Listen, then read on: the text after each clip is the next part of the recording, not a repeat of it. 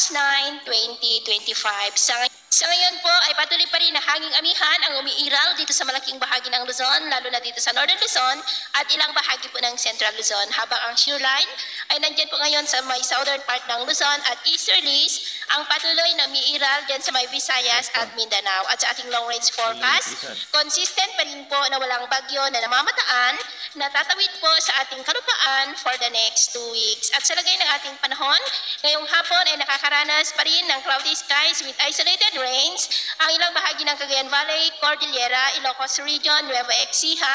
ilang bahagi ng Calabarzon, Bicol Region, Mimaro, Eastern Samar, Aklan, Capiz, Iloilo, Escalante, ilang bahagi ng Leyte, Caraga, Davao Region, Sorsogon, Northern Mindanao at Zamboanga Peninsula. At mamayang gabi po ay may tsansa pa rin ng mga isolated rains sa ilang bahagi ng Northern Luzon, Quezon, Batangas, Bicol Region, Marinduque, Calapan, Romblon, Palawan, Capiz, Iloilo, Cebu City, Abuyog, Eastern Samar, Caraga, Davao Region, Northern Mindanao, Cotabato at Zamboanga Peninsula. Kaya mag-ingat pa rin tayo dahil mayroon pa rin pong mga tsansa ng mapagbaha at pagguho ng lupa. At sa atin naman pong mga baybayin, maalon po ngayon sa mga baybayin ng Ilocos Norte, Northern Seaboard ng Cagayan, Babuyan Island Seaboard, Batanes Seaboard, silangang baybayin ng Luzon, maging po sa Northern Seaboard ng Northern Samar at mga baybayin po ng Eastern Samar na ang mga alon ay posible po na aabot hanggang sa 1.8 to 2.5 meters height. Kaya hanggat maaari po, ay iwasan na muna natin ang papalaot dyan sa mga may kulay pula